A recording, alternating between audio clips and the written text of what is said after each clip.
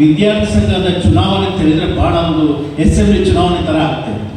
ನಾವಿಲ್ಲಿ ಬಂದು ಇದೇ ಕಾಂಪೌಂಡ್ ಒಳಗಡೆ ಕೂತ್ಕೊಂಡು ವಿದ್ಯಾರ್ಥಿಗಳ ಪದಾಧಿಕಾರಿಗಳನ್ನು ಯೂನಿಯನ್ನ ಪದಾಧಿಕಾರಿಗಳನ್ನು ಆಯ್ಕೆ ಮಾಡುವಂಥ ಸಂದರ್ಭದಲ್ಲಿ ನಾವಿಲ್ಲಿ ಇಲ್ಲಿದ್ದೇವೆ. ನಾನು, ರಾಮನಾಥ್ ರೈ ಅವರು, ವಿಜಯಕುಮಾರ್ ಶೆಟ್ಟಿ ಅವರು, ಕೃಷ್ಣ ರೈ, ಕೆಲವರು ಇದ್ದಾರೆ. ಕೆಲವರೆಲ್ಲ ನಾವಿಲ್ಲಿ ಬಂದು ಆ ವಿದ್ಯಾರ್ಥಿ ಸಂಘದ ಚಟುವಟಿಕೆಗಳ ಬಗ್ಗೆ ಅವರಿಗೆ ಮಹತ್ವವಾದನ್ನು ತಿಳುವಳಿಕೆಯನ್ನು ಕೊಡುವಂಥ ವ್ಯವಸ್ಥೆ ಕೂಡ ಮಾಡೋದರೊಂದಿಗೆ ಆವತ್ತಿನ ಕಾಲದ ವಿದ್ಯಾರ್ಥಿ ಜೀವನ ಹೇಗಿತ್ತು ಅಂತ ಈಗ ನೆನಪು ಹಾಕುವಂಥ ಇವತ್ತು ಒಂದು ಅವಕಾಶ ಸಿಕ್ಕಿದೆ.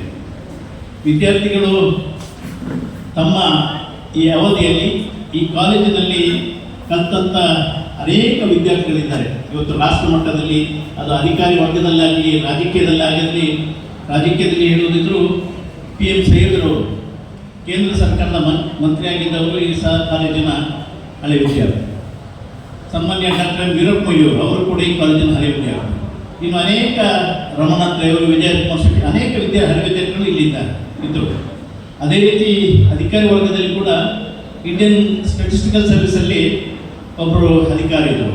ಅವರು ನಾನು ಡೆಲ್ಲಿಯಲ್ಲಿ ಇರಬೇಕು, ಅವರು ಡೆಲ್ಲಿಯಲ್ಲಿ, ಅವರು ಈ ಹಳೆ ಕರ್ನಾಟಕ ಎಲ್ಲಿ ಈಗ ಸರ್ಕಾರಿ ಕಾಲೇಜಿನ ಹಳೆ ವಿದ್ಯಾರ್ಥಿ. ಇವತ್ತು ಈ ಸರ್ಕಾರಿ ಕಾಲೇಜು ವಿಶ್ವವಿದ್ಯಾನಿಲಯ ಕಾಲೇಜ್ ಆದಮೇಲೆ ಕೆಲವೊಂದು ಸಂದರ್ಭದಲ್ಲಿ ನಾನು ತಿಳ್ಕೊಂಡಂತೆ ಕೆಲವು ಸಮಸ್ಯೆಗಳಿವೆ. ಸರ್ಕಾರದ ಯಾವ ಧೋರಣೆ ಅಂತ ಆ ಧೋರಣೆಗಳನ್ನು ಫಾಲೋ ಮಾಡದೇ ಇದ್ದ ಕಾರಣ ವಿಶ್ವವಿದ್ಯಾನಿಲಯದಲ್ಲಿ ಕೆಲವು ಕುಂದುಕೊರತೆಗಳು ಜಾಸ್ತಿ ಆಗ್ತವೆ.